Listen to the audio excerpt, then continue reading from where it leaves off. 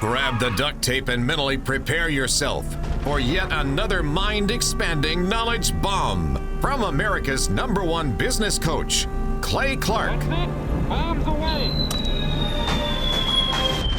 Yes, yes, yes, and yes. Thrive Nation, on today's show, we have an incredible guest. I believe his name is Stuart Weichel, or it could be Stuart Weichel, but I believe it's pronounced Stuart Weichel. And he has a question for us. So, Stuart. All right. This is Stuart Weichel with Accolade Exteriors. We're a window installer and dealer. And I'm wanting to understand better how to compensate salespeople for effort involved in cultivating B2B relationships in the construction industry versus the retail side to homeowners that we are more customarily doing. Z, okay, I went ahead and took the liberty of writing down the 10 steps for success, and I thought that you could break them down and give them a lot of detail. Okay, first of all, Yes. this potential question Yes. has the potential Yes. of making me crazy. This potential question has the potential of making you crazy. Well, it is a question, so it's not a potential question, but it potentially has the ability to make me crazy. Let's work off the assumption right now that I have somehow baited our listener to ask a question that would potentially make you potentially crazy, hypothetically. I am not surprised by that one bit, by the way. So what I'm going to do is I'm going to read the steps one by one, and at any point, if you disagree with the steps, you can freak out. I have a feeling you and I are going to get into a cage fight before this question has been answered. I have that. I'm just letting you know right now. I have no idea what your 10 things are. You know, you have no idea what I'm thinking through my head right now. These are the rules to the game. These I'm going to read the 10 steps, and you at any point can freak out. All right. These are the kind of things, owning a business, these types of questions have led to me just having these, out-of-body experiences in a not a good way. Okay, so we'll see. We'll see if that happens. I don't know. I don't know, Thrive Nation. We'll see. The rules are this. You can freak out when you want to freak out. All right. So step one, Stuart, is you want to clearly define who your sales representative should be calling on. Who your sales reps should be calling on. Z, do you agree with that? Yes, we call it and we teach it in our conferences and in our Thrive Nation package. We call it the Dream 100. Dream 100. If you have a Dream 100, you should have a top 10. I always refer to it. I like Dream 100, by the way, but I always used to refer to it as your top draft picks. Top draft picks. Who are the ones if you could go out there and pick, you would pick. And who's your first, your second, your third, your fourth, and have them in order. And that way you can devise kind of a plan of attack, if it's okay, if I would like to do is, first off, give credit where credit is due.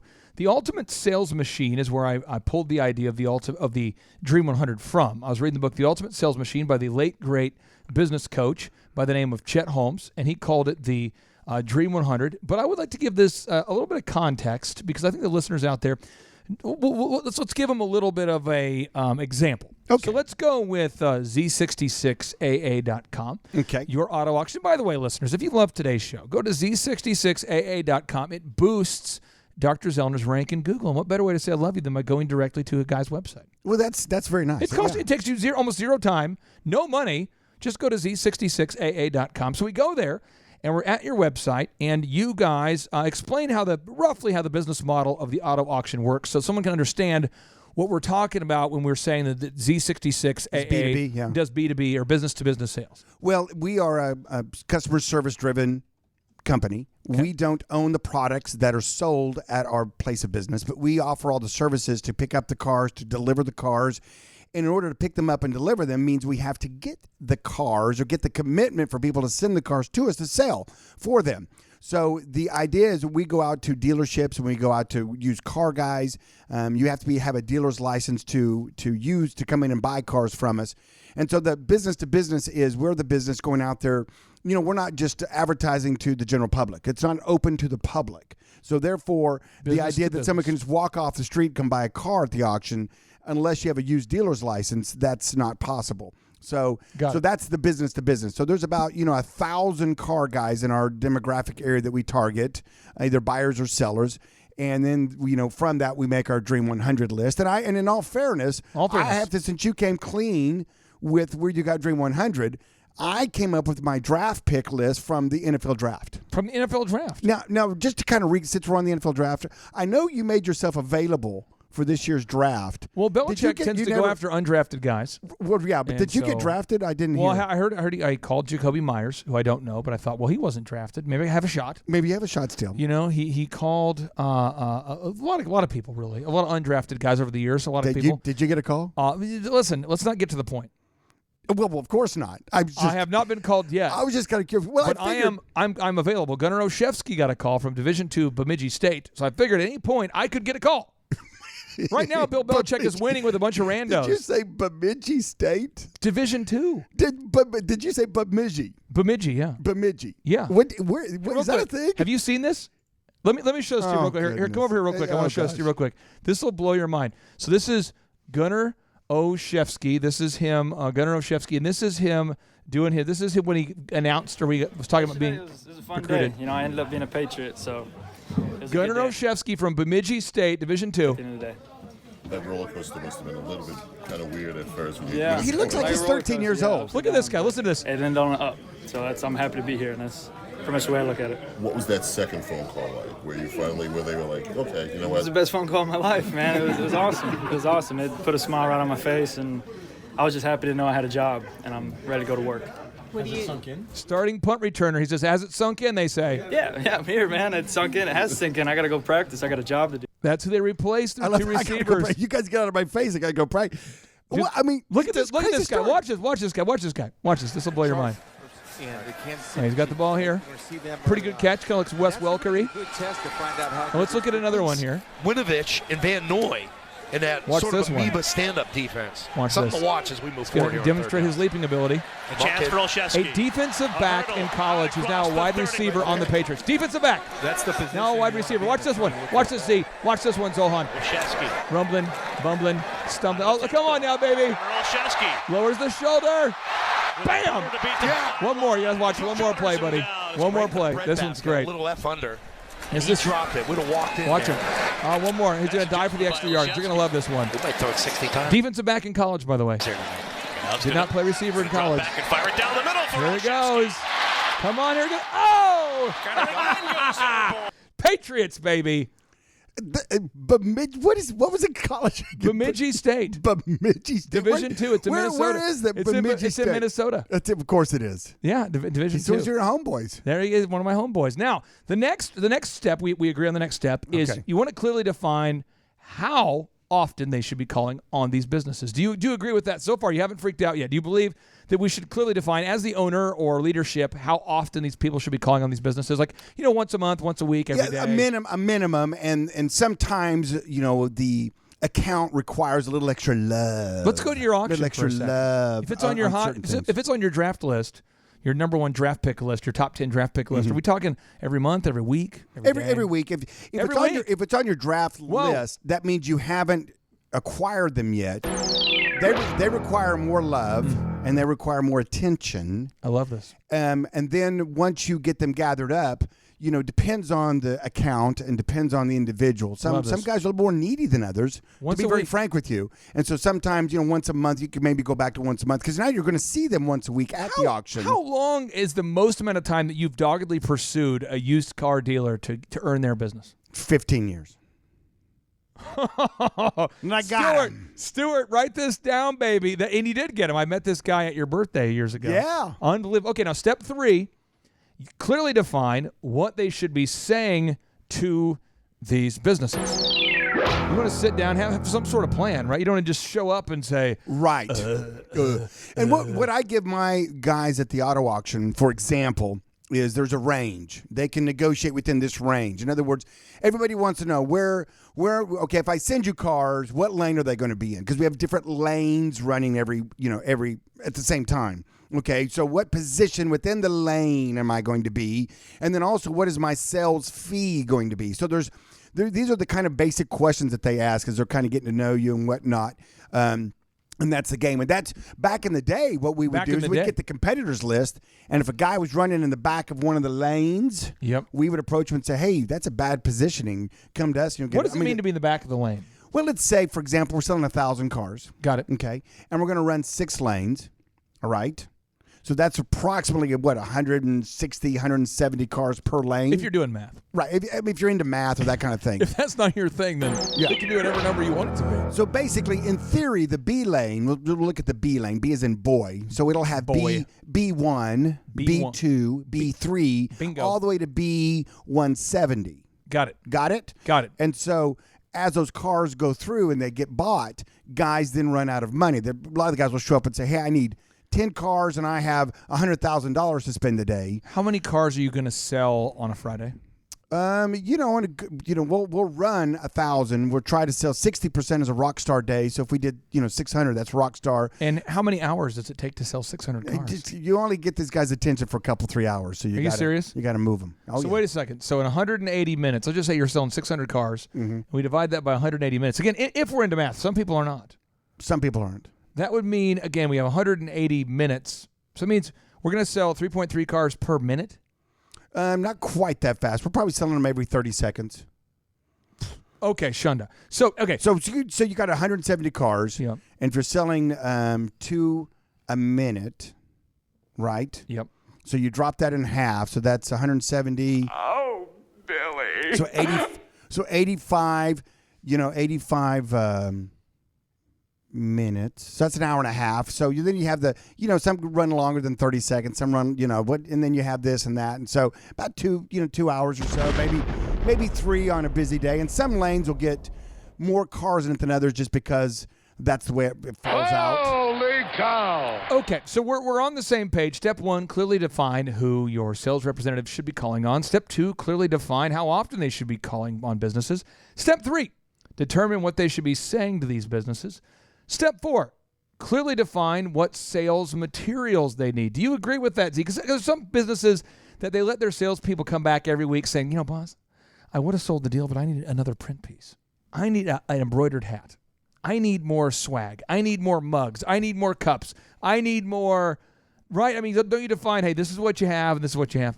Well, you do, but then that can also change. I mean, you How can it change? Yeah, it could change. It's kind of like, you make coffee cups and they're real popular, so you try to get coffee cups out there and baseball caps and all your swag. But you've seen the sales guy that can't sell anything that needs every possible tool. Yeah, the reason he's not selling is because I'm not giving him the right tools, which is unfortunate. But tools are, the swag and the party favors, if you will. That's really to get in the door. You're hopeful if that wins you the business, then somebody else comes in with better party favors and takes it away from you. So you got to be careful on that. So step 5, clearly determine what supplies or gifts that they're allowed to drop off. You have to have a certain limit, right? I mean, of how much swagaliciousness you can give away, or do you tell a guy, buddy, you give away the farm if you have to, but you sell a car? Well, I think within reason, you do have it limited on. You define the boundaries. You find the boundaries, and that's why our swag bag is locked up. Right. If it's not, it walks out the door pretty quickly. Okay. Now the next move is step 6. Clearly define the outcome that you're looking for. You want somebody to come by and try out the auction. You want them to meet you for lunch. You want them to give you the golden look, Z, where you can meet them for dinner. You want to take them to Vegas. You want to. Yeah. I mean, what are the options? What kind of ask? I mean, if you're sitting down with a sales guy, is this the sales guy's goal to get him to come to the auction one time and try it out? Is it to get him to meet you for lunch? What are we asking for? Well, step 1, if they've never been to the auction, then that's obviously a first step, whether they're buying or selling. Okay. Just to get them to show up. Hey, we got a free lunch.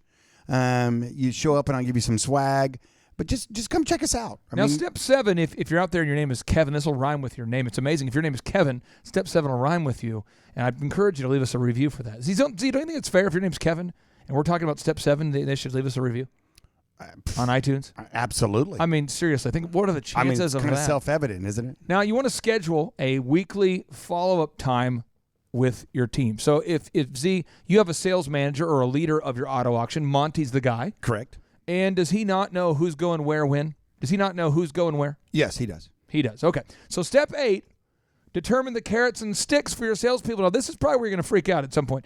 Determine the carrots and sticks. Like if a guy won't go out and do his job, he comes back, boss, I would know I was supposed to go out to 50. My Bostonian accent gets better the more we get into it. But sure. Boss, I was supposed to go out to 50, and what happened was the weather. It was a lot of weather, a lot of pressure, a lot of fear. I was dealing with fear, weather, pressure. My wife was calling me. boss, I just didn't go out. You know what I mean? There's just endless excuses. Endless excuses. How much do you put up with there? Are you okay with it with the first time, the second time? I mean, what happens if a guy is supposed to go out to 50 and does not do it?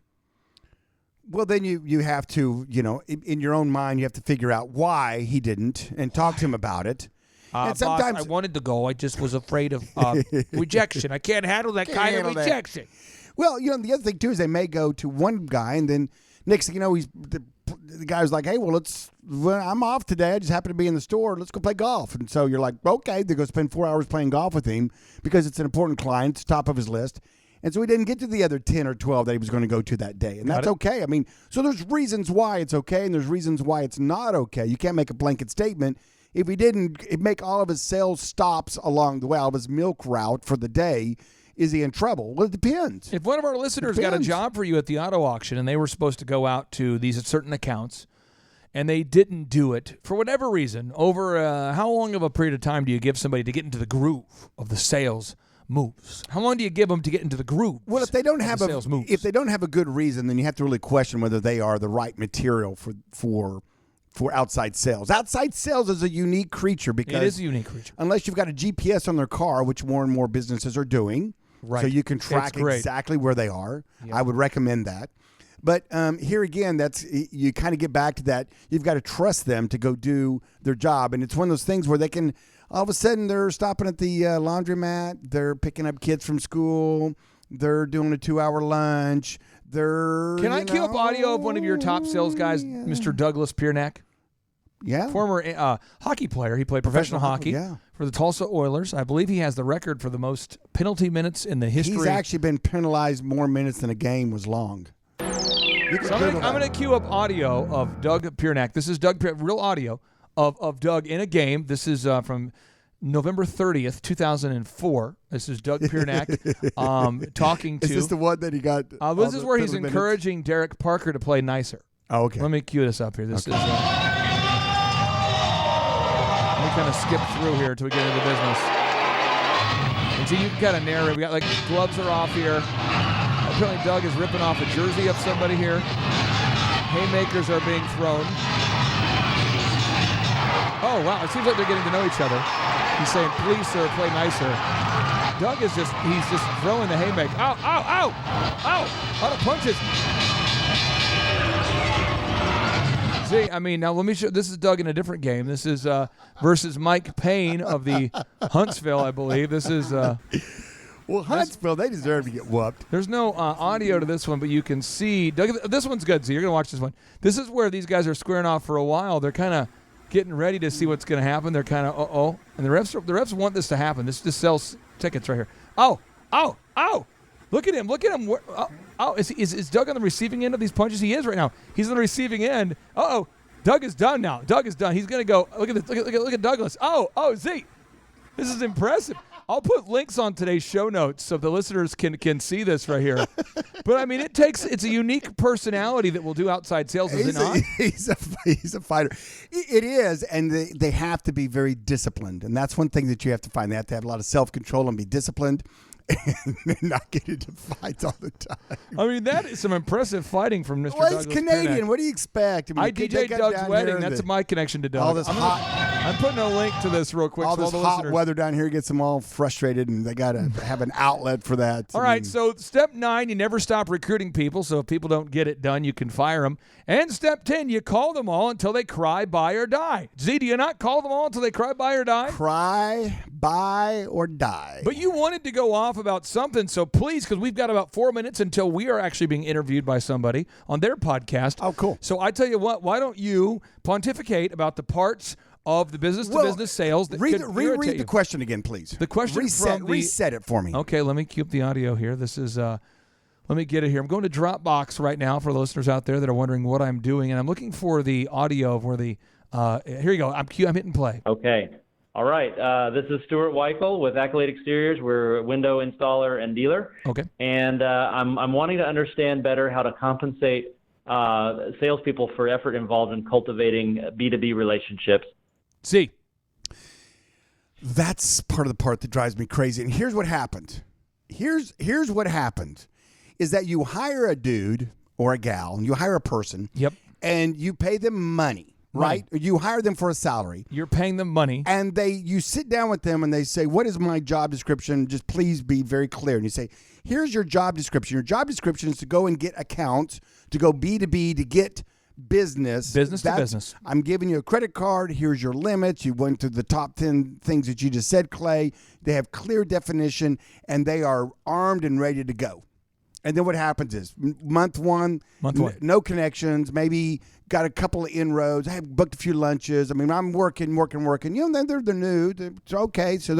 And then all of a sudden, say month 3, they hit a big account. A big account. Huge account. Celebrate tonight. Come on. Who's to celebrate? So we're going to celebrate. And then what always comes, or not always, but some of the times they sit down and they go, so what do I get? There's a party going on right here. So what do I? A celebration. I brought you. And I brought all the this beer. big account. I'm somebody. I'm on the map. I got a chip in the game. I'm somebody. I'm ready. To reap the benefit. Absolutely. Of what I've just done. Absolutely. I mean, they're excited because they know it's going to happen. They are giggling. They know what's going to come. They know. They have calculated to the penny how much money you're going to make off of their hard work. They're kind of like a running back on the Cowboys. He signs a contract, but he doesn't like the contract he signed, and now it's time to play the season. He says, I'm going to kind of sit out until maybe I get a better deal. You know, I want to know. I mean, what do I get now? And I want to look at them every time and say, your salary and what we agreed upon. There it is. I mean, but it's so funny how people are like, the first month they come in, they didn't come in with any big accounts. You're kind of going, okay, are you going to give me back part of your salary this month? I don't think so. Nope. Right. Are you going to give me back all the expense reports that you turned in for the lunches and the dinners and the golfing that you did trying to get these accounts? I don't think so. I don't think so. I don't think so. I don't think so. And now you finally, got a tuna in the boat. And that's what I was paying you to do. That's what amazes me is that when people actually do their job well. Come on now.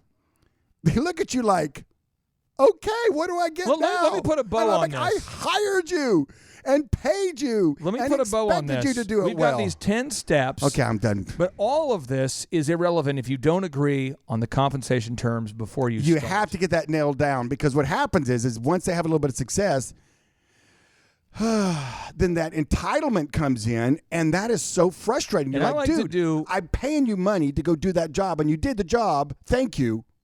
Your check's not going to bounce. Let's go to next month. I like to agree on a salary that's fair with bonuses for production, but I don't. If somebody ever comes to me and doesn't like the terms we've agreed to when we started, you're kind of on your way out. And so I think it's very important to their steward. I'm not sure what your budget is to hire this person, but figure out how much you can afford to pay them, make it fair, make it reasonable, make it a win-win, and give them, some carrots. If they hit the moon, then they get maybe a moonshot prize. Maybe agree, hey, you know what? I'm just making up a number, but if you bring in per deal, you got to sell at least 10 deals to earn your salary. Let's say 10 deals. And if you earn 20, you get a little bonus. But it's not like but you got to figure out, because I know there's a lot of great furniture stores in Tulsa. They say you have to sell at least this much to earn your salary. I mean, just to justify having you around, there's a minimum threshold. And if you hit this huge number, there's a bonus here for you, but it's clearly defined. Don't get in a situation where you're being held hostage by your salespeople. When I was a senior in high school, I took a job, commission sales at a C.R. Anthony's, which is a clothing department store. Yeah. And I was on a 4% bonus. Yeah. But I had to cover my hourly rate. Got it. Before the 4% kicked in. Yeah, there it is. So I had to sell so much an hour, so much a day. Anything over that, I got to reap 4%. It was clearly defined. I knew what I was getting into. And so that's something you need to do, Stuart, is make sure it's clearly defined up front. And even if you think it's self-evident and even you think it's like, well, this shouldn't even be an issue, assume it's going to be an issue and address it. Say, hey, listen, if we...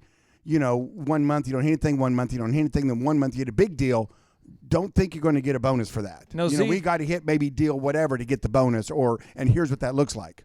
Now, Z, we have to end each and every show with a boom, but these new mics are hot. I know. Are you prepared to bring the boom, but maybe a little bit further away from the mic than we're used to? Kind of a baby boom. Okay, here we go. You prepared? Yes. 3, 2, 1, boom! pull it through the paint, wiggling it. See? Wiggle it. Whoa!